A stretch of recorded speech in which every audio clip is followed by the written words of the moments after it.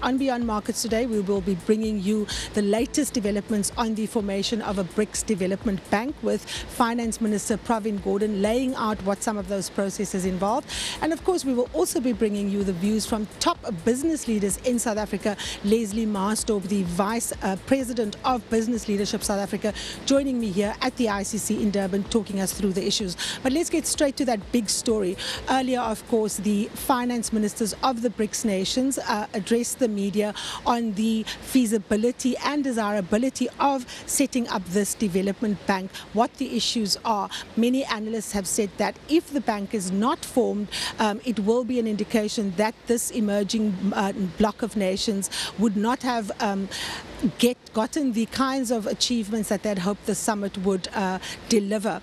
I spoke with South Africa's Finance Minister Pravin Gordhan and asked him what the key issues were discussing the development of a BRICS bank and what the common issues were that the ministers had agreed on. Let's take a look. The process is, firstly, you settle on a particular capital base, let's call it that. Secondly, some of it is paid up capital, some of it is called callable capital. Thirdly, you can pay up tomorrow morning or you can pay up over a period of time. Fourthly, you can then use whatever capital pool you have to borrow or leverage that capital. Some would leverage it 50 times, some would leverage it 200 times. So depending on what kind of credit rating this institution receives, that will determine the kind of money that it is able to leverage. And then ultimately, we are living in a world where there's a lot of surplus cash, particularly in the developed part of the world, that doesn't have sources or places where it can be invested profitably. Secondly, what that results in is short-term flows. So you want to move into a particular market, buy shares, for example, quickly make a big yield and then move out. It's this very rapid inward and outward flows over a short period that can be very destabilizing when it happens in large volumes, as it has happened in some parts of the world.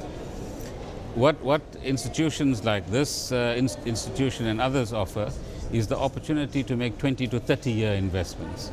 So you don't move in 6 months and move out, but you stay with a continent or with a region or with a country and invest over that longer term and make a commitment over the longer term to improve a logistics system or an energy system or whatever the case might be, and improve the potential of that country or that region's economy. And in that way, we minimize these rapid flows of capital and the negative impacts that those things can have.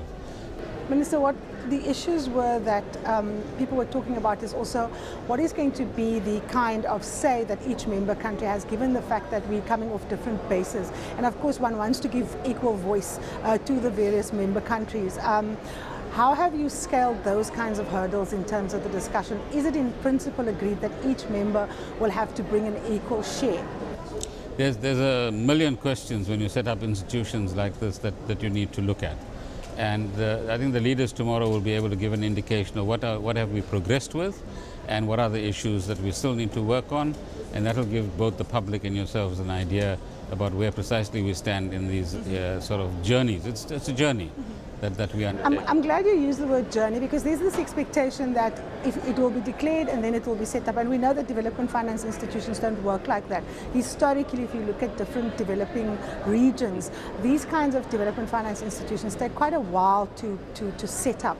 What is the kind of issues that need to be resolved before one can kind of concretely talk about this institution getting on its feet? But it's not just about the institution. A bloc like BRICS is only 5 years young, so to speak. How long did the EU take to become the EU? And after 50 odd years, it still finds itself in all sorts of trouble. It still sees the need to build new institutions which are largely experimental and deal with all sorts of crises. Similarly, there are trade blocs like Mercosur and others elsewhere. There's the G7, each of which are decades-long journeys and processes. And I think the BRICS formation and whatever institutions it gives rise to is precisely that kind of journey. And lots of details have to be resolved, whether it's trade issues or finance issues at the end of the day. But the key is we remain very positive and very optimistic about the outcomes of this summit. Now, of course, development finance institutions is, in many cases, the key to the kind of infrastructure rollouts that many of these countries have embarked on. Africa is busy with its own infrastructure rollout plan.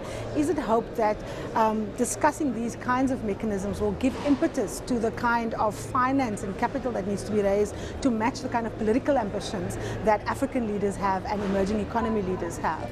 But that's the whole idea, that BRICS represents, and together with the African continent, a huge demand for infrastructure investment, and we need to find the supply. And that supply can come from a country's own resources, a group of countries' resources, or international resources, as I was pointing out earlier on.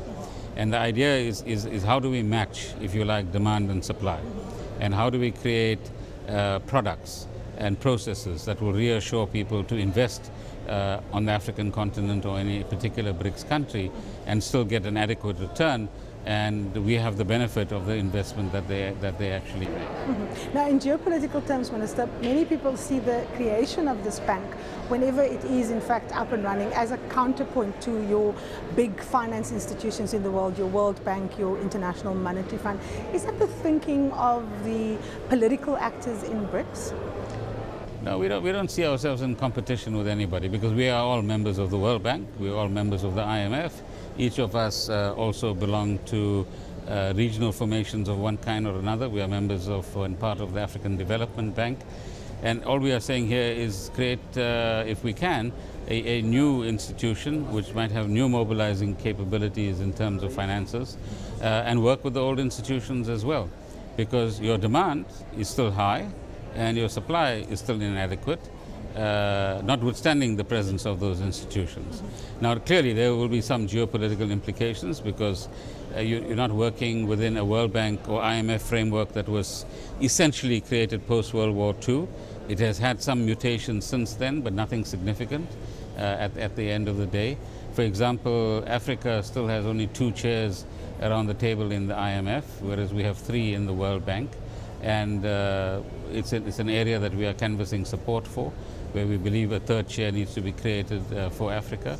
And certainly, as much as possible, South Africa itself needs a voice around the table. Mm-hmm. Now, of course, there's been a lot of doubt about whether this bank is in fact even feasible.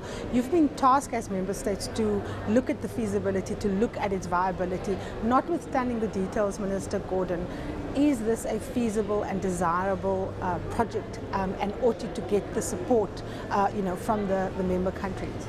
Well, that's a mandate that finance ministers were given in Delhi. Come back to us as leaders and tell us, is this feasible and viable? So we've just concluded a 1-year-long process, and we'll present a report from the finance ministers to the leaders, and they will then apply their minds and tell you in about 24 hours what their decision has been. Final question. Overall, your impressions of the gathering, again, seen in geopolitical terms, seen as a counterweight to a multilateral fora that some people believe do not respond to emerging markets and to developing economies. For you, what is the kind of gems that you're going to be taking away from this 5th summit? I think the takeaways will be certainly the opportunity for business people from different BRICS countries to get to know each other and get to know what each has to offer to the other. Secondly, what kind of investment climate is each country providing, and what assistance is it providing?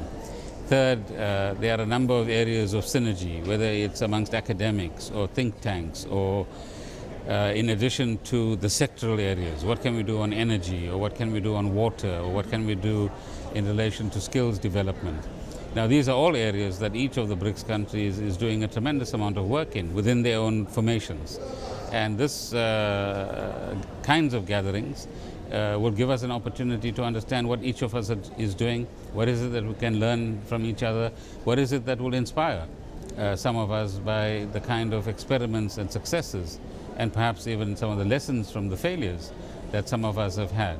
So, and we all have interesting challenges in terms of poverty, in terms of inequality, in terms of the infrastructure deficit, and the urgent need to raise the standard of living of people and give them better incomes and a better life, which is a commitment that all the leaders have within the BRICS formation. So I think there's a lot for us to take away.